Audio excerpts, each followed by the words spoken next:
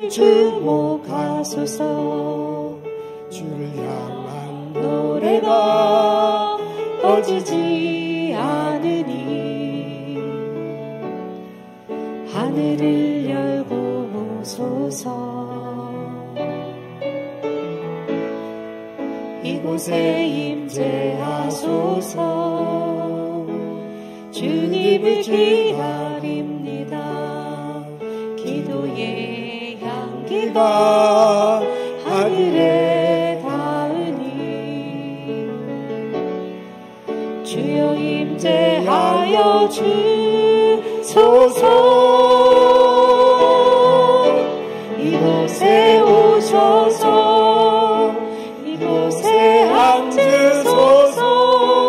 이곳에서 드리는 예배를 받으소서. 주님의 이름만이 오직 주의 이름만 이곳에 있습니다. 이곳에 오셔서 이곳에 앉으소서. 이곳에서 드리는 예배를 받으소서. 주님의 이름만이 오직 주의 이름만 이곳에 있습니다.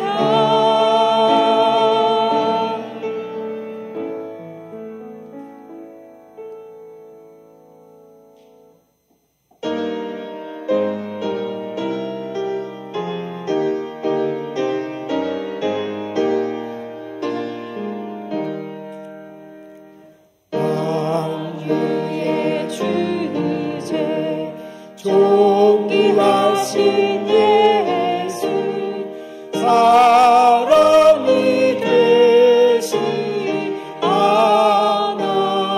하나님 나 사모하여 영원히 섬기 내 영광 되신 주로다. 화려한 동사 무성한 저수로 다 아름답고 묘하다. 순전한 예수 더 아름다워 온 같은 기쁨 주시네.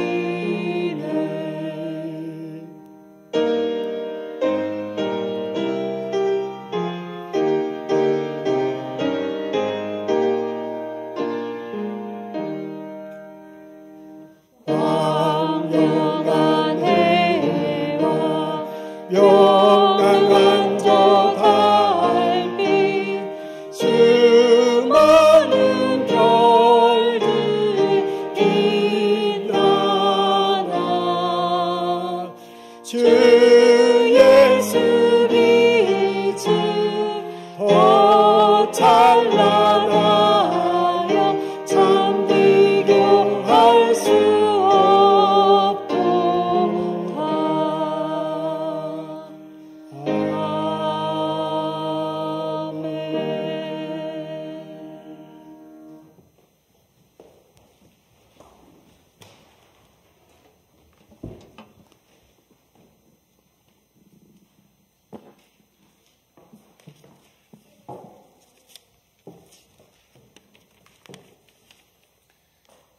세상을 창조하시던 날 주님께서는 하늘과 땅, 강과 바다, 그리고 그 속의 모든 생명을 만드셨습니다.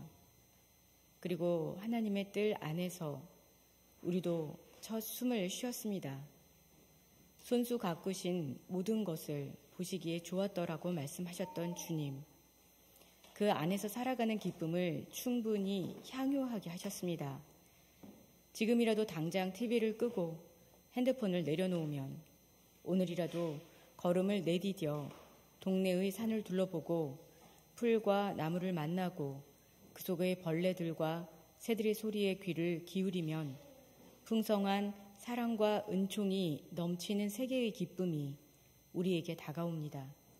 그리고 우리를 향하신 그 놀라운 사랑에 경탄하게 됩니다. 그러나 주님, 저희는 보아도 보지 못하고 들어도 듣지 못하는 지경에 이르렀습니다. 우리의 눈은 주님의 은총을 보고서도 알지 못합니다. 떠오르는 햇살의 눈부심과 푸른 이파리, 색색의 아름다운 꽃들과 나무 사이로 숨어 날아다니는 새들의 모습까지도 우리를 향하신 놀라운 은총임에도 우리는 보지 못하고 있습니다. 주님, 우리의 귀는 하늘로부터 들리는 사랑의 음성을 듣지 못하고 있습니다. 아침부터 지저귀는 새의 소리와 여름밤의 벌레 소리, 개구리들의 울음과 바람이 풀리풀 스치는 소리, 책장을 넘기며 활자를 통해 전해지는 마음의 울림까지도 우리를 향하신 하늘의 사랑의 음성임에도 우리의 귀는 그 소리를 듣지 못하게 되었습니다. 주님, 우리는 매일 여전히 탄소를 배출해가며 즐거움을 소비합니다. 우리가 즐거움을 소비하는 동안 수많은 이들이 고통을 당합니다. 우리의 즐거움을 위해 배출된 온실가스는 우리 세계를 망가뜨렸습니다. 주님, 우리를 불쌍히 여겨주십시오. 우리가 당신의 은총과 사랑으로 돌이키게 하여 주십시오. 그 기쁨을 충분히 누리며 살아가게 하여 주십시오. 그리고 우리를 불러 함께 동산을 가꾸며 돌보자 하신 주님과 함께 동산지기의 사명을 감당하는 이들이 되게 하여 주십시오. 주 예수 그리스도의 이름으로 기도드립니다. 아멘.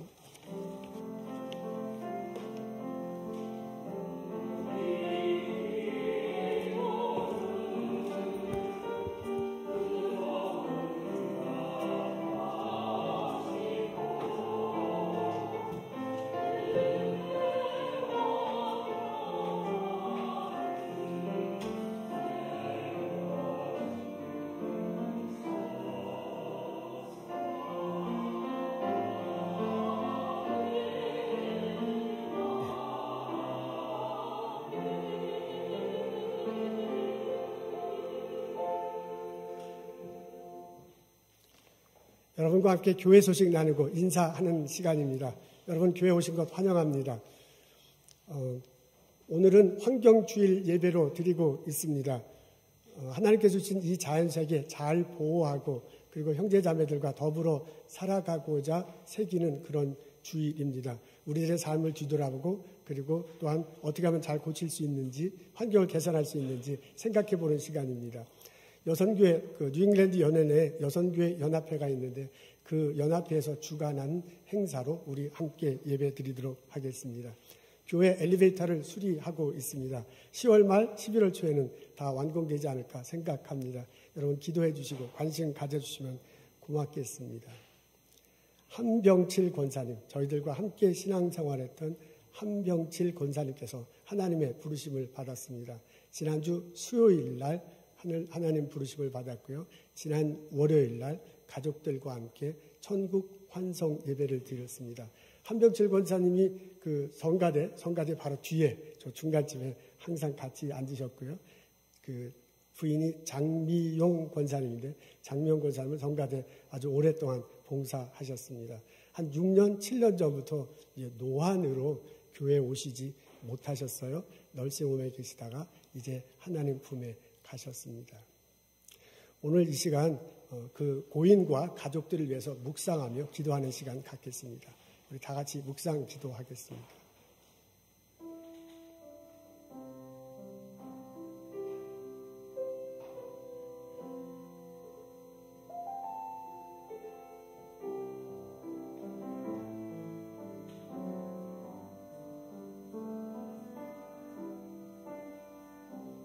하나님, 한병칠 권사 하나님의 부르심을 받았습니다.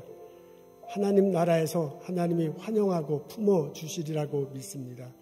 그곳에서 형제자매들과 하나님을 예배하고 눈물과 아픔이 없는 그 속에 서서 영원히 살게 될 것을 고백합니다.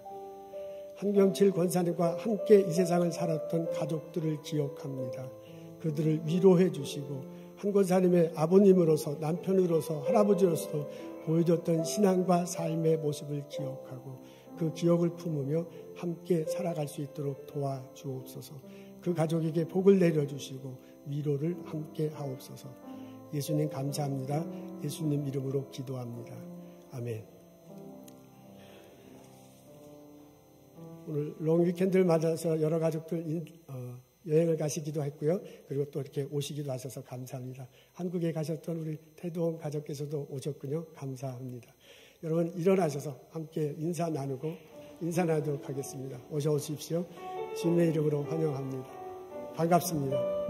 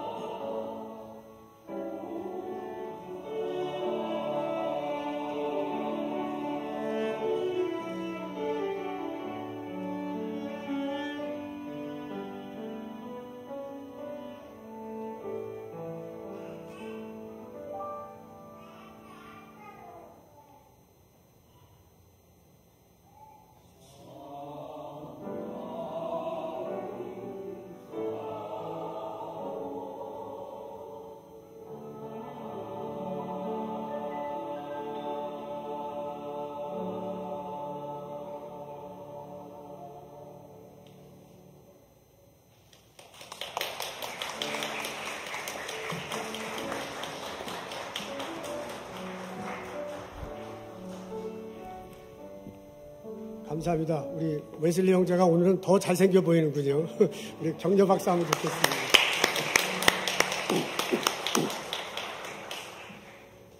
집사님, 뒤에 슬라이드가 안 보이는데, 이미찬 집사님.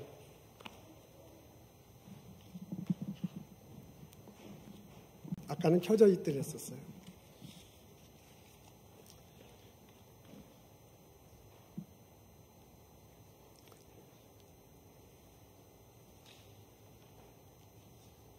오늘 저희들 읽을 말씀은 창세기 1장 26절부터 28절에 있는 말씀입니다.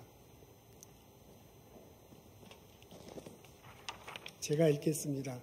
하나님이 이르시되 우리의 형상을 따라 우리의 모양대로 우리가 사람을 만들고 그들도 바다의 물고기와 하늘의 새와 가축과 온 땅과 땅에 기는 모든 것을 다스리게 하자 하시고 하나님이 자기 형상 곧 하나님의 형상대로 사람을 창조하시되 남자와 여자를 창조하시고 하나님이 그들에게 복을 주시며 하나님이 그들에게 이르시되 생육하고 번성하여 땅에 충만하라 땅을 정복하라 바다의 물고기와 하늘의 새와 땅에 움직이는 모든 생물을 다스리라 하시니라. 아멘. 요즘 유럽은 극심한 가뭄으로 고생하고 있다고 합니다. 비가 너무 안 와서 걱정입니다. 강물은 논 바닥은 말라 있고요. 곡식은 불타오르고 있습니다. 강에 물이 없어서요. 바닥이 드러나고 있습니다. 지금 앞에 저게 스페인의 한 장면이라고 그러는데요. 바닥이 드러났고 그리고 강물 주변에 공장이 있어서 그 공장이 물 때문에 이렇게 공장을 돌릴 수 있는데 공장을 돌리지 못하고 있답니다. 어떤 강들은 이제 강물 위로 배를 띄워가지고 공장에서 만든 물건 혹은 농사를 지은 곡식을 운송하곤 하는데 배를 띄우지 못하기 때문에 그런 일을 하지 못하고 있습니다. 500년 만에 이런 가뭄이라고 뉴스에서 전하고 있습니다. 요즘 동남아시아에는 심각한 홍수로 고생하고 있습니다. 비가 너무 많이 와서 걱정입니다. 논밭은 물로 흙탕물로 가득 차고요. 곡식은 그 안에서 꺾어져 있거나 혹은 썩어가고 있습니다. 강이 범람해서 강 주변에 집들이 다 이게 물에 잠겨가지고 살 수가 없고요. 공장은 흙탕물이 들어와서 가동을 못합니다. 강 위에 배를 띄워가지고 운반을 해야 되는데 너무 그냥 물이 범람하고 흙탕물이라 배를 띄울 수가 없는 상황이 되었습니다. 기후과학자들은 이런 현상이 점점 더 자주, 점점 많이 이루어날 것이라고 그렇게 말하고 있습니다. 한쪽에는 극심한 가뭄으로 또 한쪽에는 심각한 홍수로 고생하고 있는 상황입니다. 이런 상황에서 예수 믿는 우리들이 어떻게 대처해야 될까 하는 질문을 해봅니다. 오늘 저희들은 창세기 1장에 있는 말씀 읽습니다. 하나님께서 이 세상을 창조하신 내용이 묘사되어 있습니다. 빛이 있으라 명하셨네요. 하늘을 중심으로 물을 나누게 하셨습니다. 땅이 드러나고 곡식이 자랍니다. 바다를 만드셨습니다. 그리고 하늘의 별과 달과 해를 만드셨네요. 하늘에 새를 만드시고 바다에 물고기를 만드시고 땅에 짐승들을 만드셨습니다. 그리고 6일째 되는 날 하나님께서 사람을 창조하셨어요. 그리고 그 창조한 인간에게 축복하시는 내용이 28절입니다. 우리 28절 앞에 있는데 다 같이 한 목소리로 읽겠습니다. 시작. 하나님이 그들에게 복을 주시되 이르시되 생육하고 번성하여 땅에 충만하라 땅을 정복하라 모든 생물을 다스리라. 하나님께서 인간을 창조하시고 제일 먼저 하시는 게 복을 주신 거예요. 그러니까 인간이 태어나서 가장 먼저 하는 게 하나님부터 복을 누리는 겁니다. 근데 하나님께서 이렇게 복을 내려주시네요. 번성하라, 생육하고 번성하여 땅에 충성하라. 그리고요, 복을 내려주시는데 약간 명령과 같은 복을 내려주시는데 그게 뭐냐면 정복하고 다스리라는 땅을 정복하라, 모든 생물을 다스리라 라고 그렇게 명령조의 복을 내려주십니다. 정복하라, 다스리라. 창세기 1장을 읽어보면 이게 전체적인 이 내용이 있고요. 그리고 표현된 문구 단어들이 있는데 이 정복하라는 단어하고 다스리라는 단어가 조금 이렇게 눈에 딱 들어옵니다. 그 어감 자체가 전투적입니다. 실제로 그 영어 성경에 보면 정복하라가 subdue로 이렇게 번역되어 있고요. 다스리라가 rule over로 이렇게 번역되어 있습니다. 그래서 그 영어 번역에도 봐도 이게 좀 더 조금 이게 전투적인 그런 뉘앙스를 담고 있습니다. 실제로 이 원문인 히브리 단어도 그렇다고 그러네요. 정복하라는 카바시라는 단어, 정복하라고 번역한 단어는 카바시라고 히브리어로 되어 있는데요. 이 단어 자체도 약간 이렇게 좀 전투적인 면이 있습니다. 이 단어는 군사적 용어라고 합니다. 왕과 군사들이 다른 지역에 가서요, 땅을 쟁취하고 정착하는 과정이 담겨 있는 그런 문맥에서 사용되는 단어입니다. 다스리다라는 단어로 번역된 단어는 히브리어로 라다라고 그렇게 되어 있는데요. 이 단어는 정치적인 뉘앙스가 담겨 있습니다. 다른 나라의 땅을 쟁취한 왕이 가서요, 전쟁포로, 싸우다가 잡힌 사람이 포로일 거 아니에요?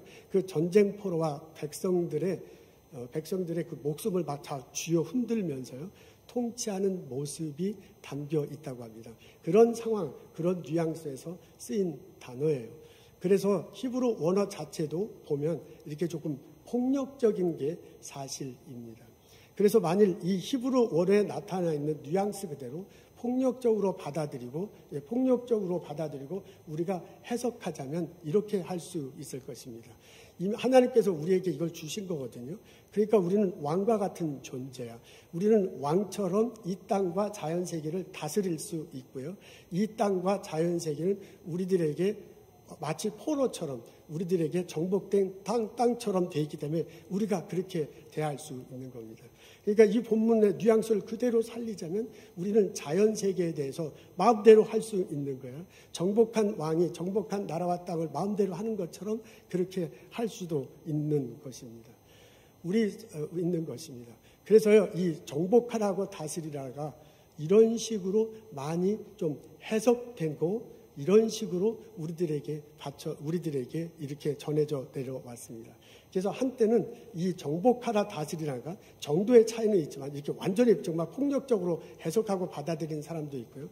그 정도는 아니지만은 그래도 좀 이런 거 정복하고 다스리는 그 기분으로 우리가 받아들이고 자연세계를 접해온 것이 사실입니다. 그래서 한때는 아주 완전히 그런 게 만연해 있었고요. 요즘 들에서는 막 그 정도로 노골적으로 하지는 않지만은 거의 무의식적으로 우리가 이런 가치관, 이런 태도로 우리가 자연세계를 다스리고 자연세계를 대하고 있는 게 사실입니다. 이게 뭔가 문제가 있죠. 아니 정말 우리가 하나님께서 주신 자연세계를 이렇게 해도 되는 건가? 이게 전투적인 단어 그대로 우리가 전투적으로 자연세계를 대할 수 있는 건가? 아닌 것 같아요. 그게 아닌 것 같다라는 생각은 듭니다. 그리고 요새 자연환경에 많은 문제가 되니까 이러면 안 된다라는 것은 알고 있어요. 그래서 이 창세기를 다루는 여러 글이나 그 말하는 것들을 보면 이게 아니다라고 하는 말은 참 많이 해요. 그리고 이게 아니고 이거다, 이거여야 된다라고 하는 글과 말들은 많은데 왜 이게 아니고 왜 이거야 하는 것인가를 좀 명확하게 해석해 주는 글은 발견하기가 참 쉽지 않았습니다. 이게 뭔가는 다른데 그 뭔가 다른 게 무엇인가? 과연 여기 말한 대로 정복하라는 단어가 다스리라는 단어가 그렇게 전투적으로만 해석될 수밖에 없는가? 제가 궁금해서 여러 글들을 찾아봤는데요. 시원한 답을 찾기가 참 어려웠습니다. 그래서 전문가에게 물어봤습니다. 저희 교회 김재환 전도사님과 방지민 전도사님이 전문가예요. 이분들이 구약성경의 근간이 되는 고대 근동의 문화, 언어, 역사 그런 것들을 공부하는 사람입니다. 나중에 훌륭한 학자와 목회가자가 될 거라고 저는 생각합니다. 그래서 제가 그분들에게 물어봤습니다. 이 단어가 정말 전투적이냐? 그리고 이게 정말 왕과 연관되어 있는 것이냐? 이게 뭔가 좀 잘못된 것 같은데 이걸 정확하고 적절하게 해석하는 것이 무엇인가? 라고 그렇게 물어봤습니다. 그랬더니 답이 왔군요.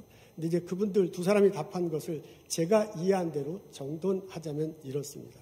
이 두 단어가 이스라엘의 왕과 고대 근동의 왕과 연관된 단어인 것은 사실이래요. 그리고 폭력적인 것도 맞다고 합니다. 그런데 이 두 단어를 해석할 때는 고대 왕에게 주어진 권한과 책임이라는 안목으로 이 단어를 해석하고 받아들여야 한다고 합니다. 우리 이스라엘 그 구약 성경에 나오는 이스라엘 왕뿐만 아니라 그때 중동 지역의 왕들에게는 새로운 땅을 차지했을 때는 그 땅과 백성들에 대한 권한이 주어짐과 동시에 책임도 주어졌다고 합니다. 그러니까 왕들은 내가 이 땅을 차지했으니 이제 자기가 전투에서 뺏은 거죠. 그러니까 이 땅을 차지하고 이 땅 위에 있는 백성들을 다 이제 내 거야. 그러니까 내가 그것에 대한 권한이 있어요. 그래서 내 마음대로 할 수 있어요. 근데 내 마음대로 막상 할 수 있는 게 그냥 무조건 막상 할 수만 있는 게 아니라 내 마음대로 할 수 있을 뿐만 아니라 이 땅과 이 백성이 내 나라와 내 백성이 됐으니까 잘 다스려야 할 책임도 있는 거예요. 그러니까 권한도 있지만은 책임도 있는 거예요. 그래서 고대 그 중동 지역의 왕들과 구약 성경에 나오는 왕들은 권한도 분명히 가졌지만 책임도 가졌는데 어떻게 생각하면 권한보다는 책임이 더 컸다고 합니다. 만일 새로 된 왕으로서 이 땅과 백성들을 제대로 다스리지 못하면 문제가 생기는 거예요. 백성들이 이제 막 반란을 일으킬 거 아니에요. 혹은 다른 나라가 쳐들어와서 뺏길 수도 있습니다. 그리고 신들로부터 징벌을 당할 수도 있습니다. 구약 성경에서도 보면 백성들을 잘 다스리지 못했기 때문에 하나님한테 징벌을 받는 내용들이 이제 에스겔서에 나오고 그런다고 그래요. 그런 식으로 징벌을 받을 수도 있는 거야. 그러니까 왕들이요, 새로운 땅을 차지하고 새로운 전쟁포를 잡을 때 권한도 있죠, 당연히. 그러나 권한보다는 책임이 더 많았다, 이거예요. 그러니까 이 글도 왕과 전쟁과 연관된 것은 사실인데 이 두 단어를 해석할 때는 정확하고 적절한 해석은 책임이라는 면에서 바라보고 해석하는 게 더 정확하고 적절하다는 것입니다. 하나님께서 이 세상을, 자연세계를 만드셨습니다. 하나님께서 인간을 창조하셨습니다.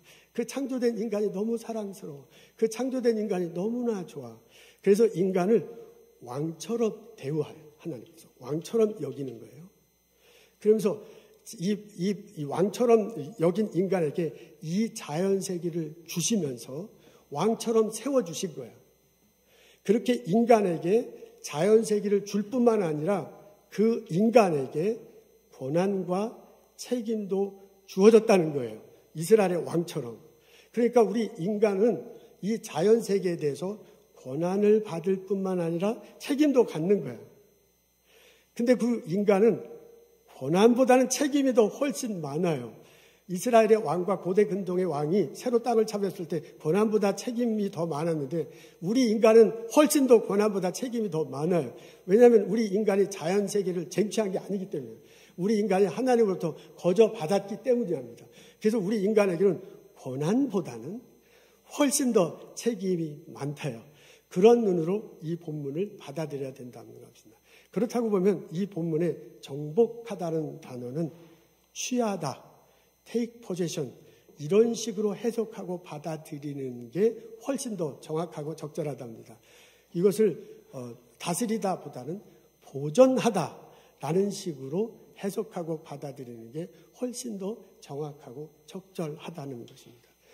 이 설명을 들으니까 그냥 갑자기 제가 이게 답답했던 게 뻥 뚫렸어요. 맞아. 이 단어 자체로는 겉모습으로 볼 때는 폭력적이에요. 그러나 그 상황과 문맥에서 볼 때 알맹이는 비폭력적인 거예요. 인간으로서 우리들에게는 하나님이 주신 이 자연세계를 취하고 감사함으로 받고 그걸 이제 취하고 그리고 책임감을 가지고 보존해야 할 필요가 있다 이 말입니다. 이렇게 해석하는 것은요, 본문을 구조를 파악하고 문맥 안에서 해석하는 게 저의 해석 방법인데요. 그렇게 하는 것과 아주 적절하게 잘 조화를 이룹니다. 여러분, 창세기 1장에 보면 하나님께서 가장 많이 하신 게 뭐냐면 보기에 참 좋다는 거예요. 첫날 빛이 있으라 하시고 참 보기에 좋다. 해와 달 별을 만드시고 보기에 좋다. 땅과 그 곡식을 만들고 보기에 좋다. 계속 참다 보기에 좋다라고 그렇게 말씀하셨습니다.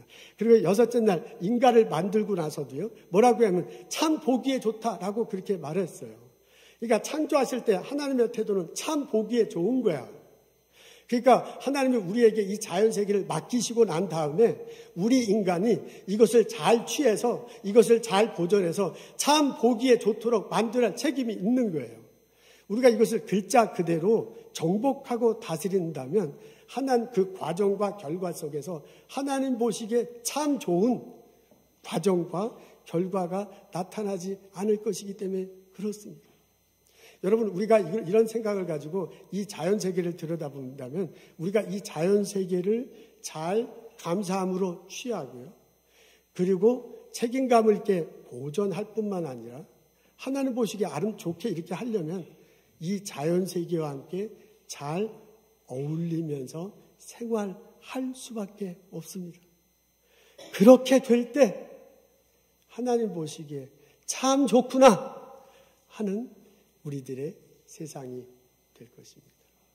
여러분, 이런 생각을 가지고 오늘의 본문을 들여다보면 하나님께서 우리들에게 하시는 말씀을 들을 수 있습니다. 내가 이 세상을 창조하고 너희에게 주노니 내게 왕처럼 소중하는 너희에게 부여하니 너희들이 감사함으로 취할 것이다. 너희들이 책임감을 가지고 보존할 것이다. 너희들이 잘 어울려 살면서 아름다운 세상을 만들어 가거라. 이 하나님의 음성이 마음에 들리고 우리들 삶에 실천되는 나와 여러분 되시기를 주님의 이름으로 축원합니다. 아멘. 그런데 안타깝게도 우리들은 지난 삶을 살아오면서 하나님께서 주신 이 자연 세계를 감사함으로 취하고 책임감을 가지고 보존하고 잘 어울리며 살아가지 못했습니다. 하나님 보시기에 참 좋다라는 그런 모습보다는 그렇지 않은 모습이 더 많이 보였습니다. 그렇게 해서 여러 가지 문제를 일으켰는데요. 그중에서 가장 크게 문제가 되는 것이 온실가스라고 합니다. 온실가스는 지구를 한 덩어리로 비유한다면 이 지구별, 지구 덩어리를 둘러싸고 있는 기체라고 합니다. 이 지구 덩어리가 있으면 지구 밖에 대기층이 있는데 대기층 밖으로요, 이 층으로 막처럼 이 기체가 형성되어 있대요. 그 안에는 이산화탄소, 메탄,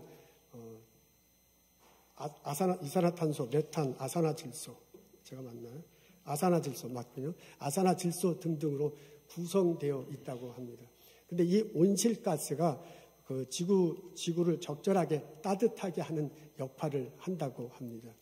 태양이 이 지구를 향해서 빛을 비추면요, 빛과 에너지가 오는데 이 온실가스가요, 그 빛과 에너지가 올 때 많은 부분은 그냥 많은 부분은 반사해서 우주로 나가게 하고요, 일부분을 흡수해서 지구 덩어리로 보낸대요.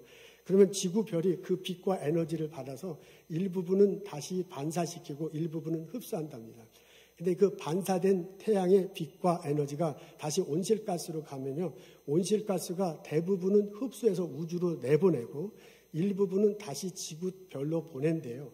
그렇게 해서 이 지구별이 지구 덩어리를 이렇게 따뜻하도록 만들어주는 역할을 했다고 합니다. 그것이 이제 온실가스의 아주 중요한 역할입니다. 근데 이 온실가스에 문제가 생겼어요. 온실가스를 구성하는 그 이산화탄소, 메탄, 이산화질소 같은 것들이 그 양이 막 증가하게 된 겁니다. 그래서 온실가스의 역할이 조금 이렇게 좀 흐려지는, 온실가스 제대로 작동하지 못하는 이런 일이 벌어졌습니다. 원래는 지구별을 반사한 빛과 에너지가 이 온실가스에 다시 도달하면 그것을 방출을 해야 되는데요. 이 온실가스가 너무 농도가 깊어져 갖고 우주로 방출하지 못하고 고스란히 많은 것들을 다시 지구별로 내보낸대요. 그러는 바람에 이 온실가스가 이게 층처럼 막처럼 돼 있어서 지구를 이렇게 따뜻하게 해왔는데 이 농도가 깊어지면서 빛이 나가지 못하고 이렇게 갇히게 되는 거예요.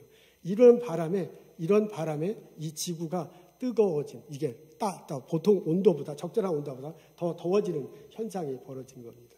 이게 처음에는 약간 이렇게 더워졌다가 지금은 뜨거워지고 이게 이제 불과 같은 그런 일이 벌어졌는가 봅니다. 이렇게 해서 점점 지구가 뜨거워지면 우리가 이게 기후가 변화되고 그리고 우리 이게 생태계가 변화를 일으켜서 결국은 우리 인간에게 어려움을 주는가 봅니다. 이것에 관한 동영상이 있습니다. 한번 보도록 하겠습니다. 이 동영상은 그 연합감리교 여선교회에서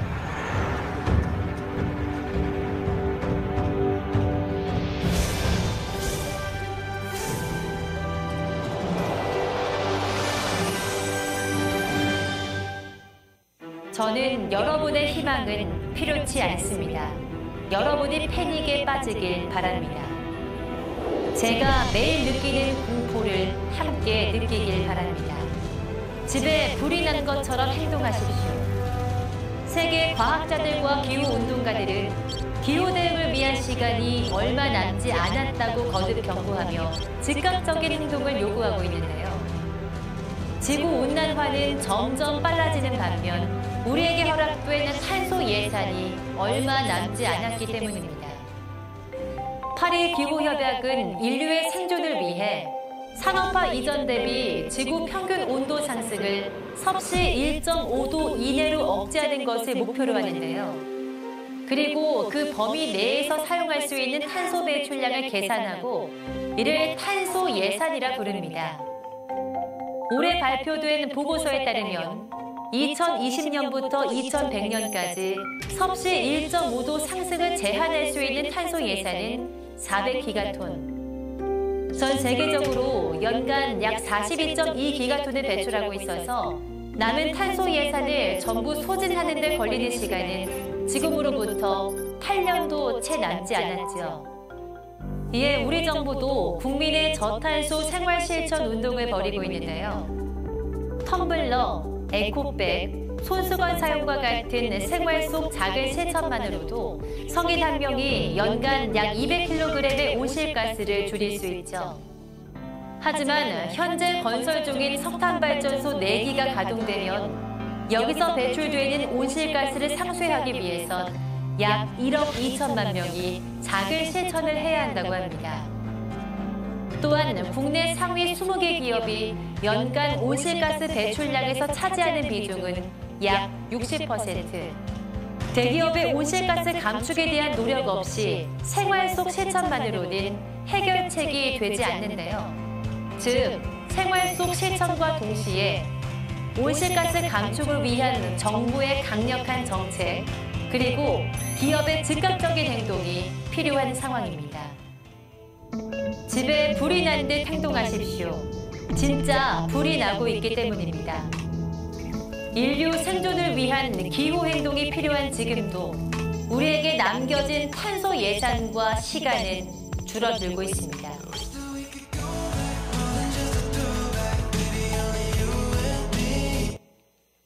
해결책은 온실가스의 농도를 낮추는 거래요.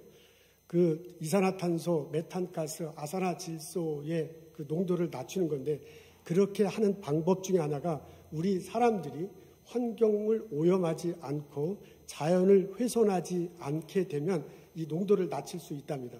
그러니까 이 농도를 낮추는데 우리 인간이 할 수 있는 일이 참 많은 거예요. 그래서 여성교회 연합회에서 이것을 인식하고 실천적으로 우리가 어떻게 하면 이 농도를 낮출 수 있는가 여러 가지 실천 사항을 이제 전달할 것입니다. 제 설교가 끝나고 난 다음에 김명하 집사님이 나오셔서 어떻게 하면 이렇게 좀 대체할 수 있는지 구체적인 내용을 여러분에게 전할 것입니다.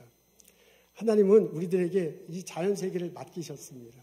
그러면서 우리들이 감사함으로 취하고 책임감을 가지고 보존하고 그리고 서로 어울리며 살아가기를 원하셨습니다. 그래서 하나님 보기에 참 좋구나 라고 말하시기를 원하셨습니다. 하나님 보기에 참 아름다운 세상을 만들어가는 나와 여러분 되시기를 주님의 이름으로 축원합니다. 아멘.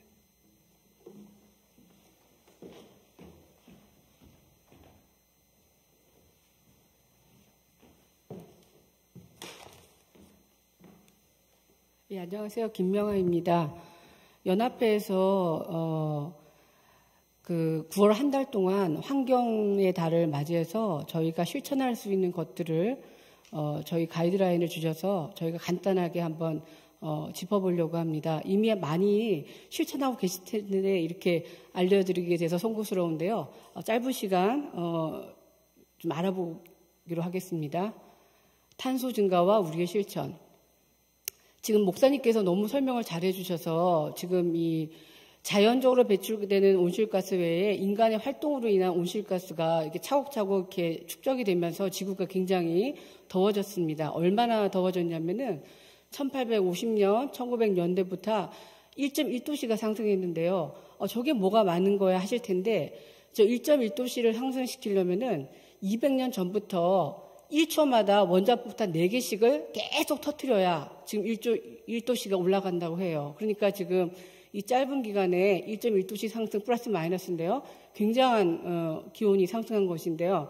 아까 또 목사님께서 기후 격변에 대해서 잘 설명해 주셔서 말을 안 해도 될 것 같고, 지구 해수면이 지금 지난 세기에 20cm 상승했는데 이미 남태평양의 섬들이 잠긴 섬들도 있고 지금 잠기고 있죠. 이게 지금 속도가 좀 더 가속화되고 있다고 합니다. 그 다음에 아까 그 온실가스의 그 온난화를 일으키는 온실가스의 분포를 지금 보는데요. 대부분이 이산화탄소고 이제 메탄이 그 다음인데요. 이산화탄소가 주로 이제 이렇게 화석 연료를 태워서 만들어지는 것이고, 그 다음에 메탄가스인데 메탄가스가 양은 적지만 이게 열 포집력 함유력이 이산화탄소의 20배라고 해요. 그래서 과학자들은 1.1도씨 상승하는데 실제적으로 메탄가스가 0.5도씨를 기여했다고 그렇게 분석을 하시더라고요. 그래서 메탄가스의 주로 배출 경로를 보면은 지금 목축업하고 이제 농업, 그 다음에 폐기물 매립지, 또 기타 등등 이렇게 있는데, 이 소가 여러분들 이미 많이 들으셨을 텐데, 이 500kg짜리 소 한 마리가 소화시키면서 트름을 할 때 1분당 1리터에서 2리터의 메탄가스가 방출된다고 합니다. 그래서 이게 하루 종일 있으면 엄청난 양의 메탄가스가 만들어지겠죠. 그 다음에 이제 폐기물 매립을 보면은 거기에 음식 쓰레기가 우리 같은 경우 좀 매사추세츠 서부에 매립지가 있는데요. 그쪽으로 음식 쓰레기가 가면은 그 음식물이 분해되면서 메탄가스가 많이 방출이 되고, 또 하수 처리장에서도 역시 메탄가스가 많이 방출이 되고 있습니다. 그 다음에 또 이 메탄가스뿐만이 아니라 비즈니스 인사이더라는 잡지에서 CO2를 이렇게 마구 배출하는 음식 10가지를 조사했는데, 양고기하고 소가 지금 1등, 2등으로 나와 있죠. 그러니까 지금 소를 보면은 메탄가스도 많이 방출시키고 이산화탄소도 많이 방출시키는 음식이라는 걸 알 수가 있어요. 그 다음에 이제 저희가 인구 1인당 이산화탄소 배출량을 봤는데, 나라 단위로 보면 중국이 압도적으로 많은데, 사람 한 사람당으로 이산화탄소 배출량을 보면은 이 미국이 현재 2위고 한국도 보면은 굉장히 높죠. 그래서 지금 이제 그 메탄가스에서 말씀을 안 드렸지만, 지금 영원히 녹지 않을 것 같은 영구 동토, 그 북극권에 있는 그 툰드라 지역이 지금 이제 녹기 시작했다는 그 인공위성의 관측이 지금 보고되고 있는데요. 그게 녹으면 그 안에 엄청난 양의 메탄가스와 이산화탄소가 매장되어 있거든요. 그러니까 지금 그게 우리가 총알로 치면 마지막 방아쇠라고 하더라고요. 그게 당겨지면, 그게 이제 다 녹아버리면 굉장히 그 온실가스를 이렇게 많이 배출이 되고 해서, 저희가 더 늦기 전에 지금 이제 뭐 나라에서나 회사에서도 노력을 해야 되지만, 저희가 이제 작게나마 저희 가정에서 실천할 수 있는 것들을 지금 연합회에서 이제 가이드라인을 지금 보내주셨어요. 이제 무엇을 할 수 있을까? 근데 지금 이제 이 표를 가이드라인을 주셨는데, 저희가 이제 그 여성교회 단톡방에 이 가이드라인하고 그다음에 저희가 매일 실천할 수 있는 체크리스트를 올릴 거거든요.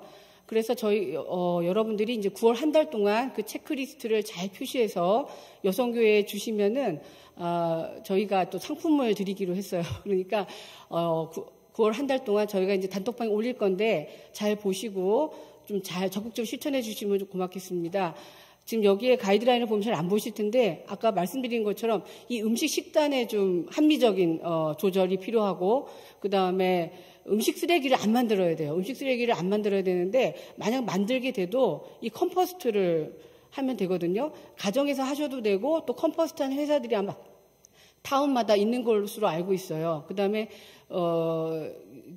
물건 같은 걸 구매할 때도 좀 합리적인 구매, 너무 싸다고 너무 막 많이 사지 마시고 좀 이렇게 합리적인 소비를 하시면 좋겠고, 특히 이제 플라스틱 같은 바이닐 같은 경우에 세탁소에서 이제 플라스틱 바이닐을 주면은 안 받겠다고 하시면은 그게 제일 좋고요.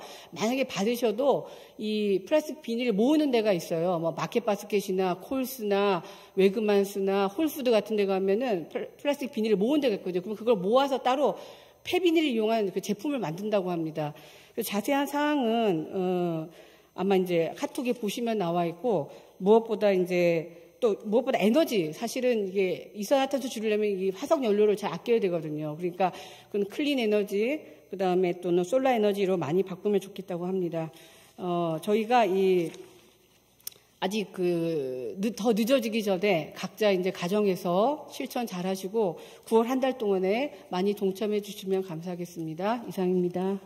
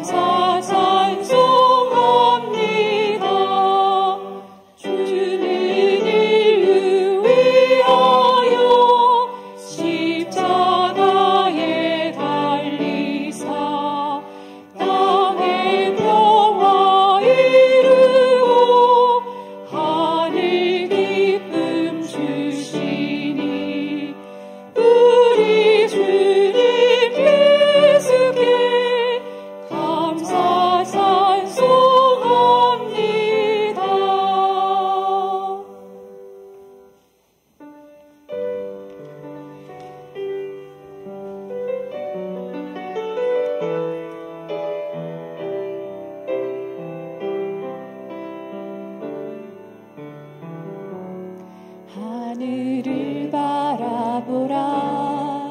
드넓은 저 바다도 온 세상 지으신 주님의 솜씨라. 먹구름이 다가와 태양을 가려도 남부를 주관하시는 주님의 섭리라. 모두 고개를 들고 어둠 마음을 열어 크신 주님의 능력을 바라보라. 너와 나 지으신 주의 놀라운 손길 우리 다 함께 주를 찬양해.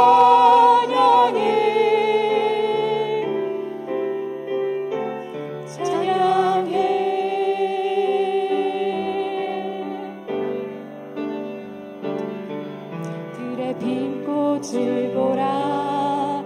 하늘을 나는 새도 만물을 지으신 주님의 솜씨라. 눈보라가 닥쳐와 온 땅을 덮어도 만물을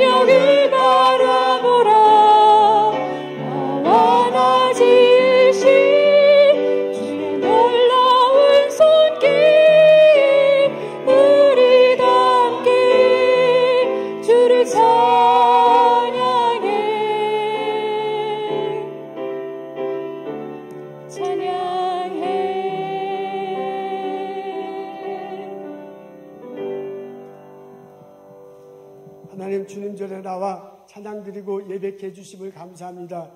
하나님께 주신 많은 것들 기억하고 거룩하게 구별하여 하나님께 예불 드리고 예배 드리게 하심을 감사합니다. 우리들 삶 속에 구체적으로 함께 하시고 기도 들어주시고 복을 내려주시옵소서. 성부, 성자, 성령의 은혜와 축복과 보살핌이 오늘 예배드리고 돌아가는 우리들 모두에게 지금부터 영원토록 함께 하시기를 간절히 축원하옵나이다. 아멘.